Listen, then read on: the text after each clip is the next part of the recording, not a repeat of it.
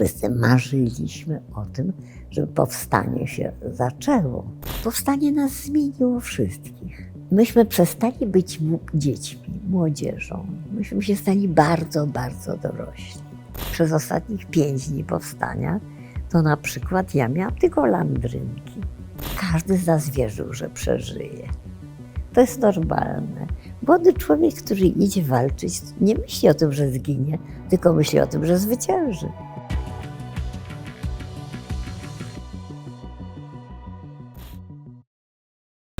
Kiedy wybuchło powstanie, miała Pani 16 lat. Tak. To było dokładnie 75 lat temu. 1 sierpnia, godzina 17. Jak wyglądał tamten dzień? Ten dzień to był pełen oczekiwania, bo właściwie ja bardzo długo czekałam na to, aż do mnie dojdzie wiadomość, o której mam się stawić na swoim miejscu przeznaczonym na początek powstania.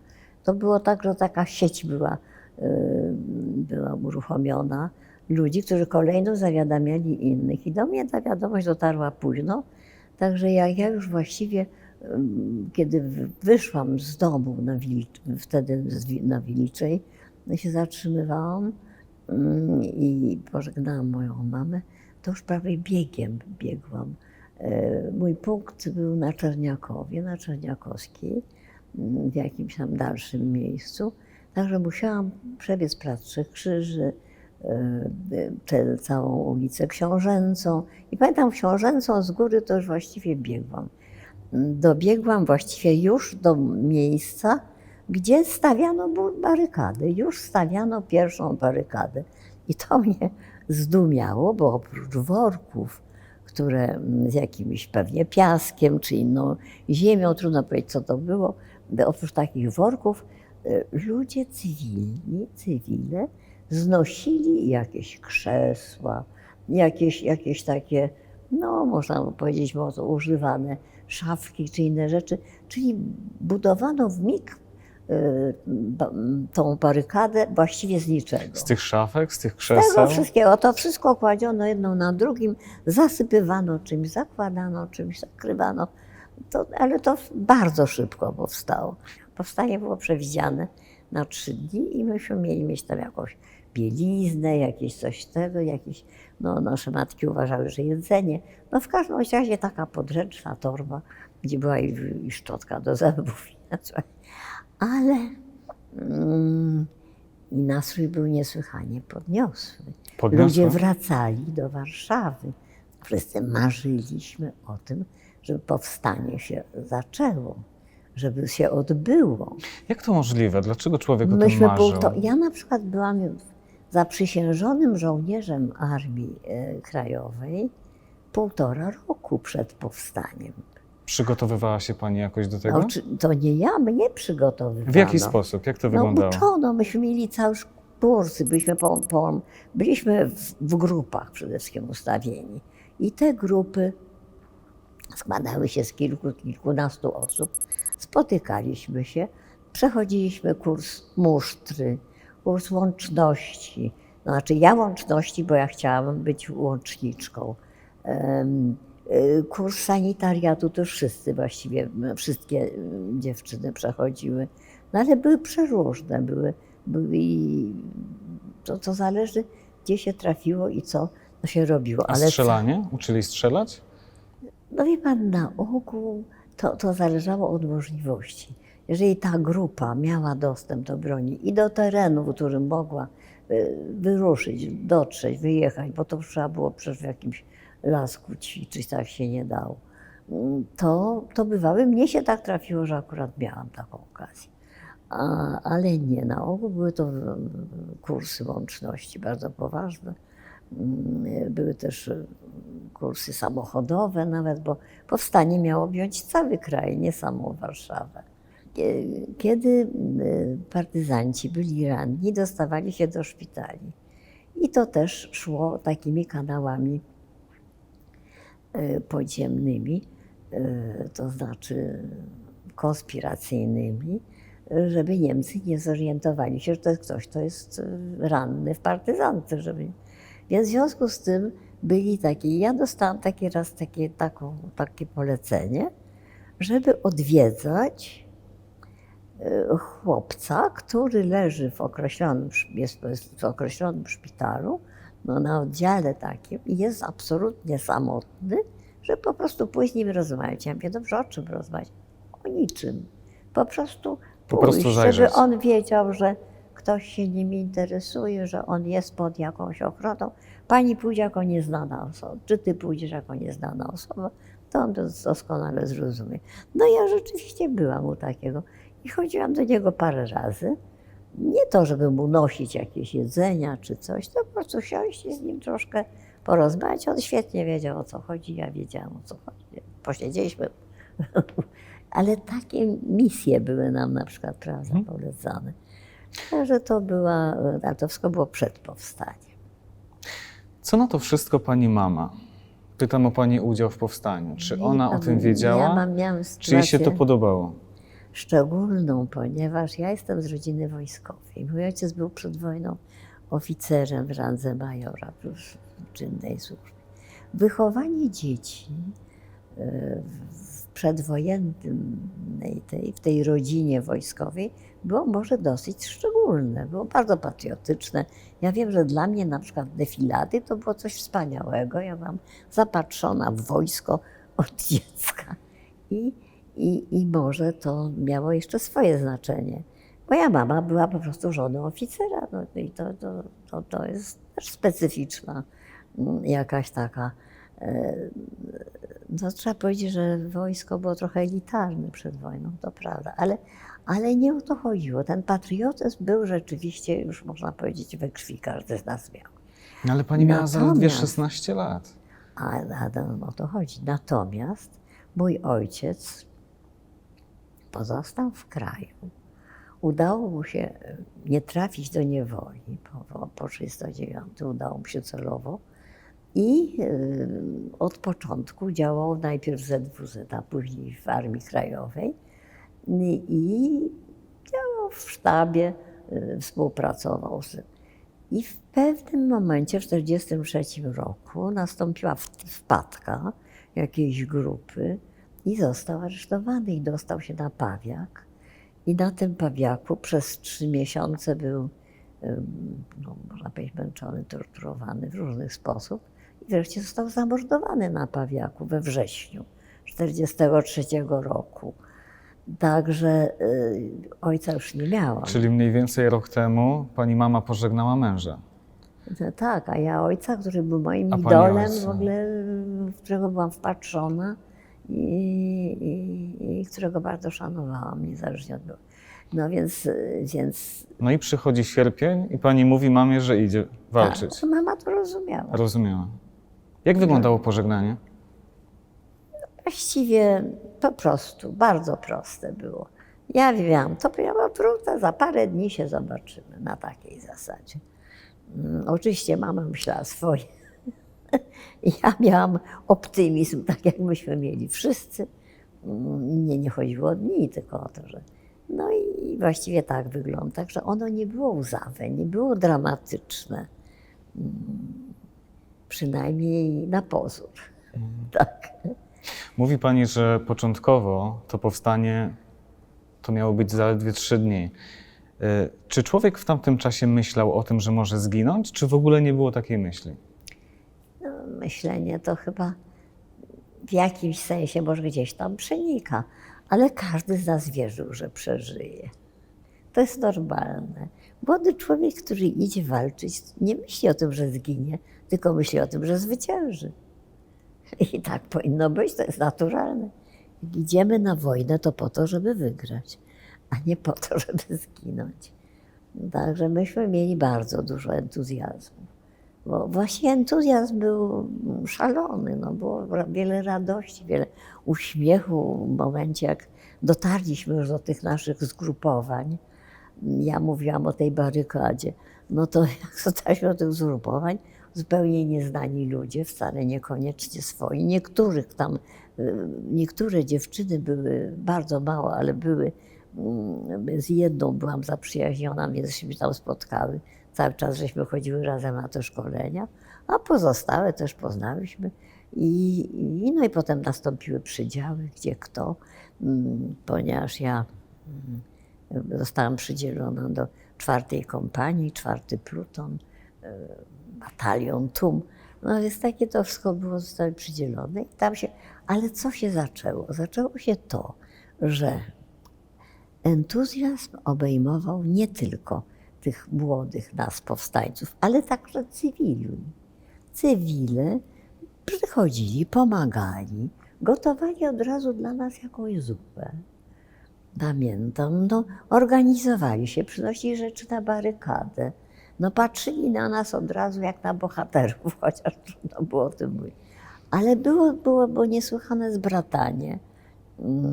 A z drugiej strony, no, kiedy nam rozdano biało-czerwone opaski, które założyliśmy na ręce, kiedy pojawiły się flagi. Przez 5 lat Tych flag nie było. ten naród nie tylko nie było, ale naród był dręczony. Był ostatnio przed powstaniem, no to powiedzmy rozstrzeliwanie ludzi na ulicach stało się rzeczą powszechną. To nie to, że było to raz na 4 miesiące, tylko to było, ja wiem, raz tu, raz tam. Po prostu stało się i te łapanki, i te wszystkie strzelaniny. To po prostu stało się już tak, że warszawiacy już nie mogli tego znieść. Każdy miał dosyć. I nie tylko, i każdy chciał, żeby tych Niemców przegonić osobiście. To nie tylko znaczy nie Niemców, tylko najeźdźców, no bo o czym tu mówimy. Także to nastrój Warszawy był fantastyczny, bo to było miasto fantastyczne, rzeczywiście. Ciągle uważam, że jest. Podczas samego powstania pani była łączniczką. Tak. Czym właściwie się pani zajmowała? Jak to opisać? Funkcji było dużo. Łączniczka miała na przykład, tak jak ja, bo ja byłam przy konkretnym plutonie, przy konkretnej kompanii i byłam, że tak powiem, łączniczką polową. No. Więc mieliśmy dyżury, mieliśmy na przykład, niezależnie od wszystkiego, przy barykadzie były warty. Więc taką wartę 4-godzinną, oprócz 2 chłopców, zawsze była łączniczka, która musiała biegać w razie czego. No. Najgorszą wartą była oczywiście między 12 a 4 w nocy, bo to jest ani przed, ani po, wyspać się nie da. Więc te warty były jedną rzeczą. Drugą wartą, taką bardzo poważną, była przy CKM-ie, ciężkim karabinie maszynowym, który na przykład był, ja pamiętam to miejsce na Szarej 14, wysoko na 2. czy 3. piętrze i gdzie tam właściwie powinnam była zginąć, a nie zginęłam, ale to przypadek. Dlaczego? Moja służba tam wypadała na godzinę 6 rano, ale o godzinie 5 nas obudzono, że idą jakieś czołgi. I w takim razie kto na ochotnika do butelek, bo już były te butelki z zapalającym materiałem, które się usiłowało dorzucić przed czołg. Czyli chodziło o to, żeby butelkami, powiedzmy z benzyną, rzucać butelkami. w niemieckie czołgi. Tak. No i ja się zgłosiłam, bo to człowiek zawsze się lubią zgłaszać. Wobec tego się zgłosiłam i pobiegliśmy tam. Pobiegliśmy. Oczywiście musieliśmy gdzieś czekać, oczywiście musieliśmy się przemieścić. Jeszcze gdzieś to potrwało. Ostatecznie czołgi pojechały inną drogą. No i wobec tego oddałam butelkę i pobiegłam na swoją wartę, którą w międzyczasie poszedł ktoś inny. Czy został? Pani się spóźniła. No, spóźniłam się co najmniej 1,5 godziny może, bo tak trwało. I kiedy tam doszłam, okazało się, że w międzyczasie Goliat, czyli taki, jakby to określić, no nie czołg, bo to nieprawda, w każdym bądź razie, wstrzelił się dokładnie w stanowisko tego karabinu maszynowego, które było w oknie ulicy Szarej 14. I zrobił tam potężną dziurę i potężne zniszczenia. Zginęli obaj chłopcy i cała obsługa zginęła. I kiedy ja wchodziłam po schodach, już wiedziałam, że tam coś uderzyło, ale nie wiedziałam co. Nie wiedziałam, jak to wygląda. I po drodze znalazłam tą dziewczynę, która miała bardzo niewielki, jakiś małą ranę, ale to niewątpliwie był odłamek, który także już zginęła na miejscu i leżała tak na schodach. No a jeden z tych chłopców, też taki bardzo tam posiekany, nieżyjący, a drugiego w ogóle nie było. Bo to było miejsce, gdzie były jakieś książki na półkach. I jak ten pocisk rąbnął, to właściwie to wszystko w te książki. Czyli Makabryczny taki obraz. gdyby nie te czołgi, Tak, to byłabym ja. To też nie wiadomo, ale tak wszystko składa. Także to są przypadki. co 16-letnia dziewczyna myśli sobie w takiej sytuacji, kiedy przychodzi na to miejsce, widzi, co tam jest? Ja zupełnie źle myślałam, bo ja nie myślałam, że ja miałam szczęście, tylko ja myślałam, że ona miała takie nieszczęście. I miałam wyrzuty sumienia, że ona zginęła za mnie. Takie czasami zdarzają się. Dlaczego? No, ale oczywiście to wszystko minęło, tak się zdarza i na to nie mamy żadnego wpływu. Dalej, pan pytał, co byśmy robili. No, przenosiliśmy różne rozkazy między dowódcą plutonu a poszczególnymi ludźmi, między dowódcą plutonu a dowódcą kompanii. To mało. Jeżeli na przykład prowadziliśmy, jeżeli rannego nieśli chłopcy na noszach, to też trzeba było pójść przed nimi, pokazać im drogę. I to też było zadanie łączniczki. No tak, bo łączniczka znała tę ulicę, znała te przejścia, znała te dziury w płotach, murach różnym, więc to trzeba było prowadzić ich. Także łączniczka miała dużo zadań. Duża odpowiedzialność. I była to bardzo ciekawa, muszę powiedzieć, tak.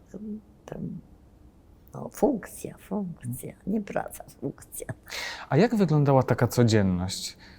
Co się jadło? Gdzie się spało? No bo przecież nie w Proszę mieszkaniu, pana, nie w domu. zaczęliśmy od tego, że spaliśmy normalnie w łóżkach. Dziewczyny miały oddzielne jakieś pokoje. Zajmowaliśmy, ludzie opróżniali te domy.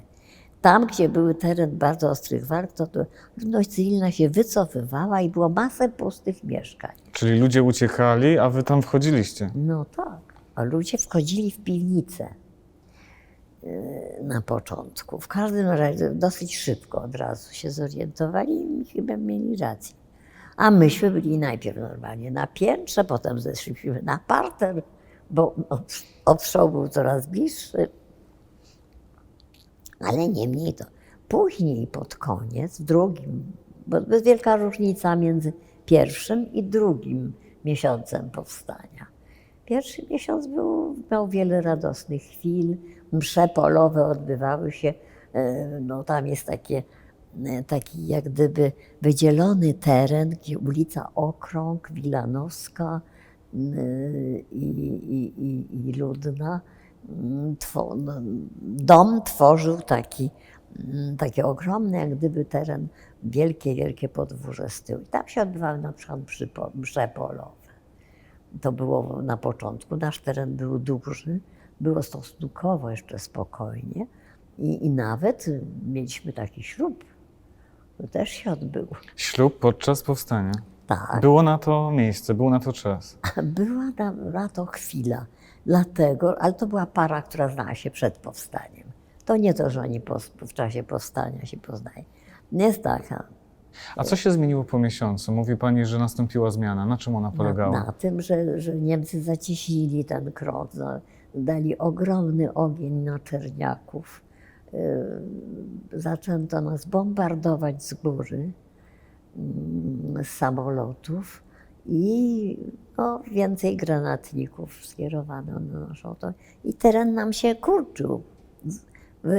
Wypychano nas z tego terenu. Także tam się robiło zupełnie inaczej. Pytałem panią o tę codzienność, a co się jadło? Co jadło? Właśnie chciałam powiedzieć, że my na początku, sytuacja naszego plutonu, bo to był 4. pluton 4. kompanii, Ale ponieważ wysyłany był w bardzo trudne miejsca i takie, nazwaliśmy go wypadówką, bo były takie wypady właśnie, które były no, może bardziej interesujące. Jeden z naszych kolegów, nawiasem mówiąc Ormianin, ale mieszkający w Polsce, oczywiście,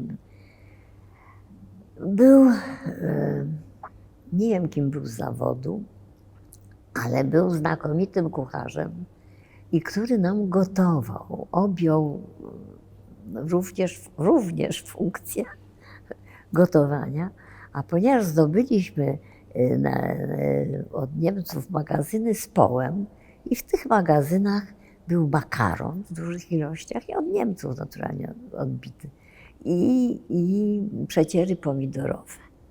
Więc wobec tego jedliśmy 2 razy dziennie, bo chleba przecież nie było, w związku z tym ani kartofli, ani takich rzeczy. Więc ten makaron nam niesłychanie pomagał. Jedliśmy go rano i wieczorem. Rano takie śniadanie, a wieczorem to było takie, nazwane by było to teraz obiadą, kolacją. W każdym razie albo była zupa pomidorowa z makaronem, albo był makaron z sosem pomidorowym. Ponieważ Wartan, ten kolega, o którym mówię, znakomicie gotował, a jego żona dobiegała do nas i przynosiła różne przyprawy, to myśmy to jedli w znakomitym wykonaniu. To rzeczywiście było bardzo dobrze przyrządzone. Wiem, że zdarzała się nawet w tym pierwszym miesiącu, zdarzyła się konina, która była przez niego zrobiona znakomicie. Nikt nie wiedział, co je, ale wszyscy wiedzieli, że jedzą świetne mięsko. Więc to były te dobre okresy. No Wartan niestety kiedyś też wyszedł na jakiś dach z karabinem i tam, znaczy przy karabinie maszynowym zginął. W każdym razie końcowe nasze dni były zupełnie beznadziejne, bo w ogóle już nie było wody, nie było możliwości ugotowania tego wszystkiego. I właściwie przez ostatnich 5 dni powstania to na przykład ja miałam tylko landrynki. Tylko jakąś paczkę landrynek, to kiedyś ktoś przyniósł i te landrynki jedliśmy. Czy to już był ten czas, kiedy człowiek myślał sobie, że to powstanie mogłoby się skończyć? Niestety tak, to właśnie był. Ale tej myśli myśmy nie dopuszczali do końca. Do końca nie dopuszczaliśmy tego, że powstanie się może skończyć, że skończyć się. Ciągle wierzyliśmy, że będą zrzuty, że znaczy ze strony Anglików czy Amerykanów. No ale jeżeli były, to do nas nie trafiły z bronią, bo to, czego nam brakowało, to nie chodziło nam o jedzenie, nam chodziło o broń. Myśmy ciągle czekali na broń, bo jak nie mieliśmy nabojów i broni i granatów bardzo mało, no to było wiadomo, że to niestety nie da rady. Czy miała Pani taki dzień, kiedy sobie pomyślała, uświadomiła, że to powstanie nie skończy się dobrze? Na pewno. Był taki dzień. Bo gdyby nie to, to bym się nie zdecydowała na przeprawę przez Wisłę. Bo myśmy byli nad brzegiem Wisły.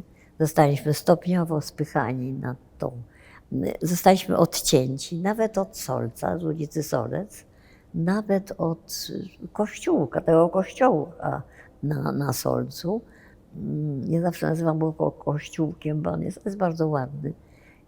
I tam też rozgrywały się dramaty. Niemcy, kiedy tam dotarli i jakaś mała grupa dostała się w ich ręce, to po prostu ich rozstrzelali. Nie brali do niewoli, bo uznawali powstańców za bandytów. Dopiero później, kiedy doszło do kapitulacji, to wtedy zmienił się ten system i wzięto do niewoli. Ale tutaj nie, także u nas nie było żadnej kapitulacji na Czerniakowie. Jakie sytuacje z powstania, jakie doświadczenia w największym stopniu obciążały pani psychikę? Wie pan, co obciążało, a co... Powstanie nas zmieniło wszystkich. W jaki sposób? Myśmy przestali być dziećmi, młodzieżą. Myśmy się stali bardzo, bardzo dorośli. Kiedy widzi pan, jak koło pana padają ludzie, którzy byli kolegami, z którymi pan jeszcze przed chwilą rozmawiał, a z którymi myśmy nawiązani, myśmy byli trochę jak bracia wszyscy. Było ogromne zbratanie, ogromne zaprzyjaźnienie ludzi, którzy tam walczyli. Nie było podziałów, nie było my jesteśmy lepsi, my jesteśmy gorsi. Był taki dzień podczas powstania, kiedy pani sobie postanowiła, że jeśli przeżyje, to pójdzie na medycynę. To już pan wie, tak.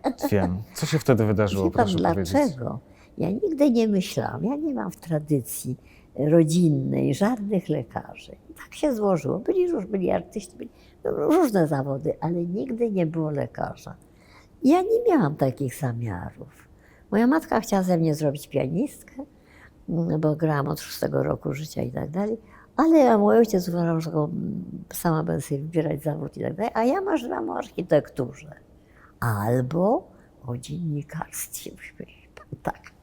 Więc takie marzenia moje były jeszcze niesprecyzowane, ale na pewno nie szły w kierunku medycznym.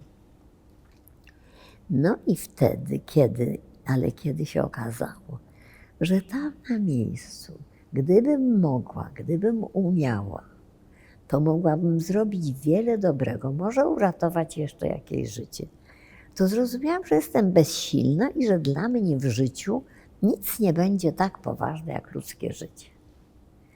I to się stało moim przeznaczeniem już. Ja już wybrałam wtedy. A chodziło o ratowanie życia i nawet w medycynie też nie zależało mi tylko na medycynie. Musiałam być chirurgiem. I tak zostałam w końcu. Nie było. Ale cały szereg ludzi z mojego otoczenia też bardzo zmieniło im życie. Zmieniło nasze nastawienie do wielu spraw. Po prostu każdy, kto przeżył powstanie, kiedy spotykał drugiego człowieka, który też przeżył powstanie, po wielu latach nawet, od razu mieli wspólny język. Bo mieli przeżycia, które były nie te same, ale takie same. Takie pytanie, które często przewija się w kontekście powstania, no to czy ono w ogóle miało sens?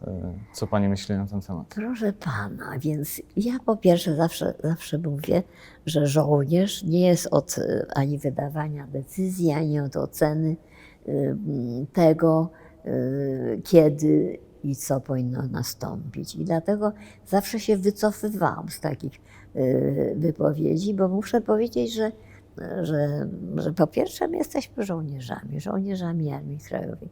I myśmy nie decydowali o niczym. Myśmy byli od spełniania rozkazów, tak jak jest żołnierz. I to jest podstawowa w wojsku zasada. Jeden słucha drugiego i tak być musi. Natomiast jeżeli wstecz bym chciała powiedzieć, powstanie musiało wybuchnąć. Ten ogromny, nagromadzony magazyn uciemiężenia, nienawiści z tym związanej, ale powiedzmy, rewanżu, bo to było nie do wytrzymania. Polski naród wytrzymuje do jakiegoś momentu, a później nie wytrzyma. I nie wytrzymał tak samo tutaj. I powstanie, nawet jak to by się zaczęło znacznie gorzej, to już lepiej, że ono było zorganizowane. A poza tym to dało wielu ludziom wiele satysfakcji, wiele nieszczęść. Wszystko. Niemniej wydaje mi się, że zadecydowało o naszej późniejszej historii, bo myśmy mogli za bardzo być łatwym kąskiem dla sąsiadów, prawda? Więc to nie było wtedy, na pewno zadecydowało, tak myślę. Te 75 lat temu pani, chcąc okazać miłość do ojczyzny, wzięła właśnie udział w powstaniu. A jak dzisiaj, gdyby dziś miała pani te 16, 20, 25 lat, wszystko jedno, w jaki sposób dziś okazywałaby pani miłość do ojczyzny? Widzi pan, jesteśmy w czasach pokojowych i nas czasy pokojowe pociągają i one nas zmuszają do innych wysiłków. Ja myślę, że tak jak moi poprzednicy mówili i to ja czasami mówię i powtarzam, że każdy powinien robić swoje, ale powinien dążyć do tego, żeby to robić dobrze. Myśmy mieli tak ogromny ciąg do nauki, ponieważ Niemcy nam tego zabraniali, ponieważ myśmy chodzili na tajne nauczania. Więc ja bym życzyła młodym ludziom, żeby oni walczyli o swoje wykształcenie, dążyli za wszelką cenę, żeby zdobyć to, co im da największą satysfakcję, jeśli chodzi o przyszłość, o pracę.